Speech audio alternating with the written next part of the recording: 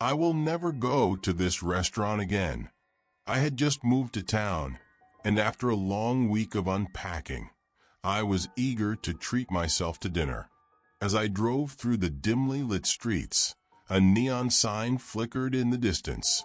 Café Delirium. The name intrigued me, though something about it sent a shiver down my spine. I shrugged it off and pulled into the nearly empty parking lot. As I stepped inside, a wave of warmth enveloped me. The decor was dark and moody, with strange, abstract art on the walls. A few patrons sat at tables, their faces shadowed by the low light. I glanced around, feeling an odd tension in the air, but I was too hungry to care. The waitress approached, her smile unsettlingly wide. "Welcome. Would you like to try our special tonight? It's to die for." She giggled, and I couldn't tell if she was serious. I ordered it, feeling a mix of curiosity and unease. As I waited, I scanned the room. The patrons were eerily silent, eyes glued to their plates. A couple at the far table whispered urgently, their hands trembling. I caught a glimpse of their meal, something dark and unrecognizable that seemed to pulse slightly. My stomach churned, but I tried to dismiss the thought. The waitress returned with my dish, a steaming bowl of something that looked like a rich stew, garnished with herbs I couldn't identify. "Enjoy," she chirped, her eyes gleaming. I took a hesitant bite, and the flavors exploded in my mouth, rich, savory, intoxicating. I couldn't help but moan in pleasure, but just as quickly, a cold dread settled over me. I glanced at the couple again. They were staring at me, eyes wide with a mixture of horror and fascination. "Is everything okay?" I asked, trying to lighten the mood. The woman leaned in, her voice trembling. "You need to leave. This place, it's not what it seems."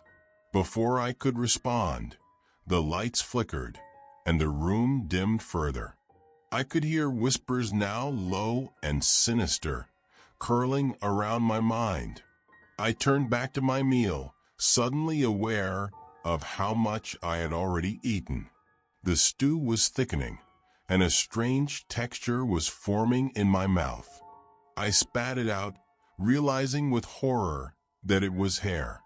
Panic surged through me. "What is this?"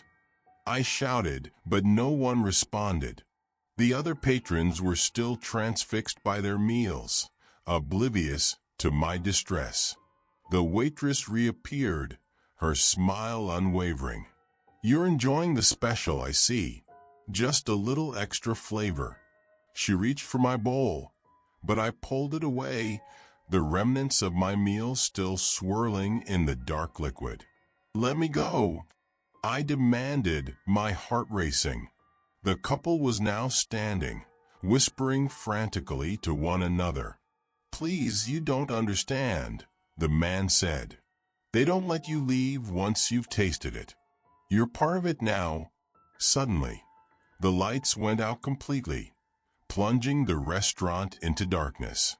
I heard chairs scraping, the sound of footsteps, and then a piercing scream. My pulse quickened.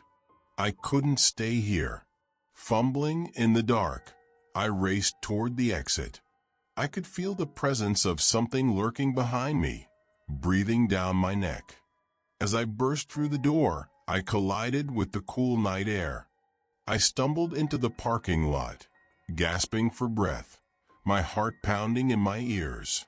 But as I turned to run, I saw the neon sign flickering behind me, casting an eerie glow. It read, "Once you dine, you're never alone." I looked back just in time to see the waitress standing in the doorway, her smile now a twisted grin. I fled to my car, my mind racing. As I drove away, I glanced in the rearview mirror.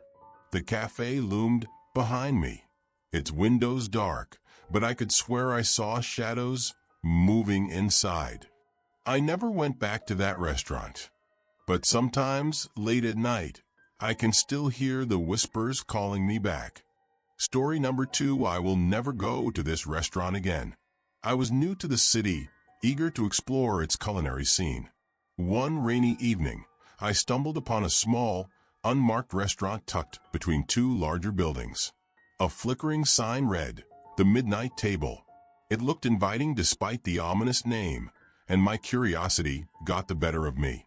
As I entered, the door creaked ominously, and I was enveloped by the rich scent of spices. The interior was dimly lit, with heavy velvet curtains and tables set for intimate dinners.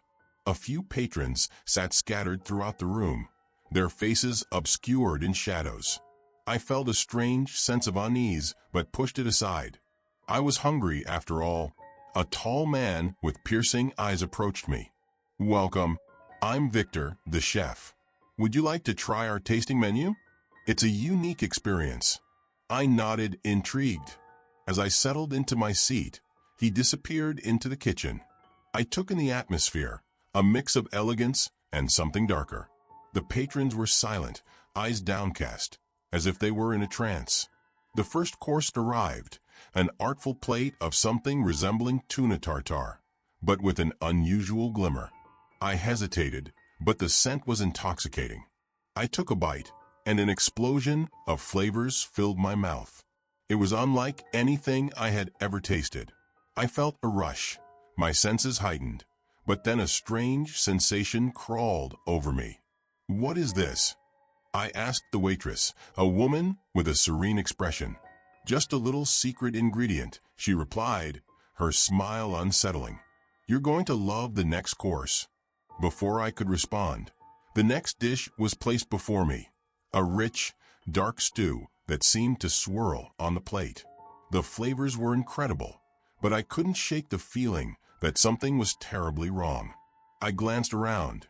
The patrons were now watching me intently, their eyes gleaming with a mixture of hunger and desperation. "Is everything okay?"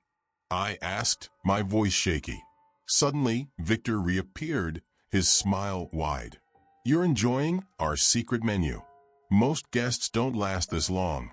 His words hung in the air, thick with an unspoken threat. "I need to know what's in this food," I pressed. "What did you put in it?" He leaned closer, his voice a low whisper. "Everything you taste comes from the heart of the city. We serve only the freshest ingredients, and they're often hard to find." A chill ran down my spine as I processed his words. I felt a swell of nausea, but couldn't bring myself to stop eating. I took another bite, and the room began to spin. The flavors twisted in my mouth, and I could swear I tasted something metallic. Suddenly, the lights flickered, and a loud crash echoed from the kitchen. The other diners gasped and recoiled as a shadowy figure emerged from the back, its form shifting and writhing. Victor's expression darkened, and he stepped protectively in front of me. "Don't be alarmed. Just our special guest," he exclaimed, forcing a laugh. But the fear in his eyes was palpable. I tried to stand to escape, but my legs felt heavy, as if the very ground beneath me was holding me down. The other diners began chanting softly, a rhythmic murmur that filled the air with a sense of impending doom. Desperate, I grabbed my phone to call for help, but the screen flickered and went dark. The shadows closed in, and I could feel their cold breath on my skin. "You shouldn't have come here," whispered one of the patrons, her voice a low hiss. With a surge of adrenaline, I finally broke free from my chair and sprinted toward the exit. The door wouldn't budge. Panic gripped me as I turned back to see Victor advancing, the figure behind him looming larger, its eyes glowing. Just as I thought I was trapped, I found a side door and pushed it open. I burst into the alley, gasping for air. I could hear the faint echo of their voices behind me, growing fainter as I fled into the night. I ran until my lungs burned, not stopping until I was far away from that cursed place. As I looked back, the sign of the midnight table flickered ominously, casting an eerie glow over the alley. I never returned to that restaurant, but sometimes, in the stillness of the night, I hear the echoes of their chants and feel the pull of their invitation, calling me back to the table.